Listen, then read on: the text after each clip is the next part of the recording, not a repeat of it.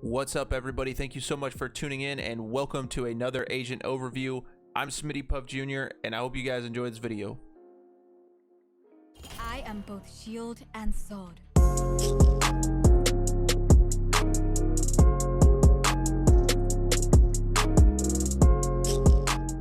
Before we get started, I just wanted to take a quick second to talk about one thing. It seems the Valorant community has been up in arms about one particular agent who's going to remain nameless. They keep claiming she's overpowered, and I get it. She could use some tweaks, but come on, are we just gonna brush over the fact that Sage is absolutely busted? I mean, seriously, imagine being able to remove an entire path, heal yourself, heal teammates, slow an area with audio triggers indicating if someone's trying to go through it, and lastly, a freaking revive. I'm not saying remove her or slam her with a nerf, but everyone wants to cry nerf raise, nerf raise, nerf raise when plenty of agents have powerful abilities. Anyway, sorry for the mini rant. Let's get started. Sage, an agent originating from China, is a sentinel agent, meaning she's able to set up defenses and remove options from the enemy team. Just because sentinels are defensive heavy, they can still excel as an attacker by preventing a flank from a fast rotation by the enemy team. Sage is voiced by the actress Naomi Yang, who is also making her debut as a video game voice actor. Naomi is known for several TV series such as Mars and Doctors. I know earlier I said she's busted, and honestly I stand by that, but her abilities are really good at turning the tides in battle, and she's definitely strong, and if you have a Sage on your team, you should definitely be happy. Without further ado, let's dissect this chick's abilities. Sage's abilities consist of her healing orb, slow orb, barrier orb, and resurrection, which is her ultimate. Let's start with her signature ability, her healing orb. This is a rather simple but powerful ability, granting you or your teammates the healing status for 4 seconds. This is enough time to ensure that they're fully healed even from very low HP. Keep in mind that it's not an instant heal, so make sure you heal up a bit before you push back out. Next, we're going to take a look at her slow orb. Sage's slow orb operates similarly to Brimstone's Molly as an AoE ability, but instead of dealing damage, it causes the enemies to slow. While slow, there will be a status above your health indicated that you're being affected. When people move through the slow, it makes a noise, so you'll be able to tell if you have someone trapped or they're trying to push through.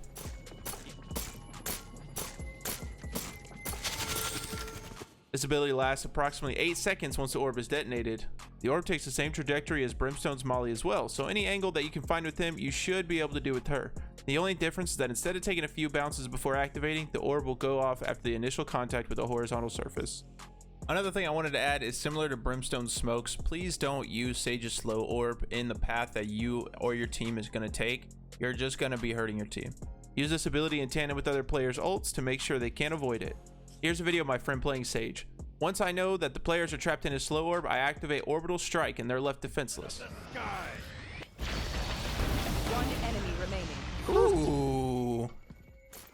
This will bring us to our barrier wall. This tool is so versatile and powerful that you should be trying to use it every round. Have a flank you don't want to worry about? Use a wall. Need to get on top of something? Use a wall. Are you worried about people seeing you from heaven? Use a wall. Want to hide the bomb? Use a damn wall. Seriously, this ability is so good and has so many different uses. Things to keep in mind when using it is that it lasts approximately 40 seconds from the time you use it.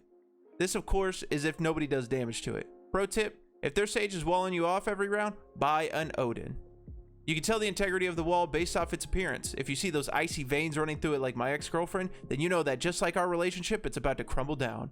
Before you place a wall, you're able to rotate it by holding down the alternate fire and rotate it to the desired position, or use the ability's key to rotate it 90 degrees. The key is C by default, but I know a lot of people have customized their keybinds. Lastly, let's look at her ultimate, Resurrection. This is a pretty self-explanatory ability, just activate it and then click when you're ready to resurrect. Just keep in mind where you use this ability because there is an animation that leaves the person being rezzed vulnerable for a second. This can easily come in clutch for some rounds, but please make sure it's clear before you res your teammate.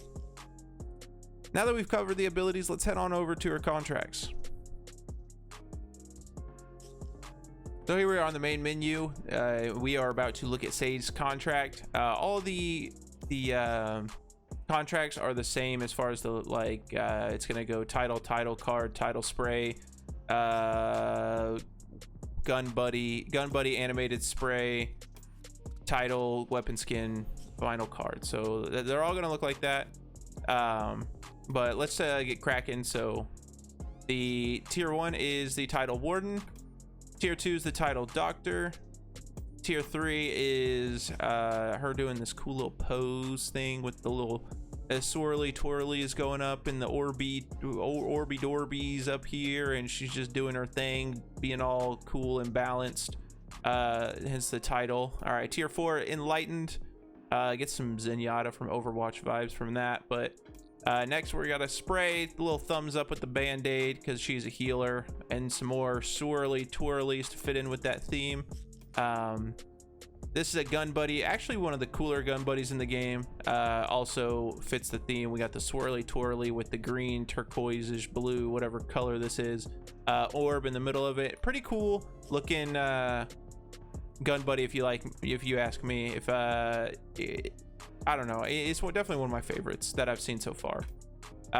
Tier 7 is going to be this animated spray with the heartbeat monitor, heart rate monitor, heartbeat sensor, whatever you want to call this. Looks pretty good.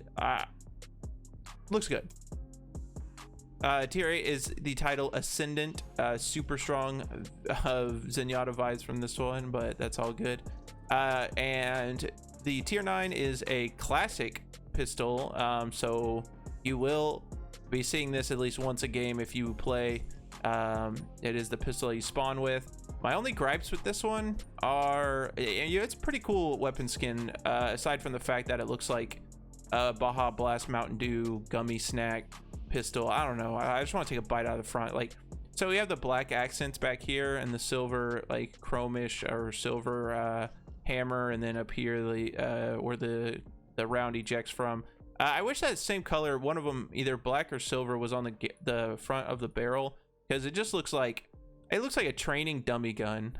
And I know that's me just being like really over analytical. Like, you're always going to see the gun from like this angle, so it doesn't even matter. But you know, if I was to pick the game apart, that's what I would do. But I really do want to make a gummy snack pistol and eat it now. Anyways, Tier 10 is the calling card for her doing her little meditation, swirly twirlies going around. It looks like she's sitting on top of like an ice barrier or something. I don't know, honestly. I don't know if this is technically ice. I don't know what material it is. I'm just assuming that it's ice. That's kind of what everybody's, you know, I don't know. Anyways, this is our Tier 10 card. It's pretty cool if you like Sage. I like Sage. I'm not good with her. Hence probably why there was not very much gameplay of me in this video, but I hope you guys did enjoy this video. If you want to see more like this, make sure you subscribe and like and tune in, because the next agent that we're going to be doing is you know, I don't know, leave a comment who you want to see, and we'll see if I choose it. All right, thank you guys so much for tuning in. I hope you guys all have a fantastic day. Peace.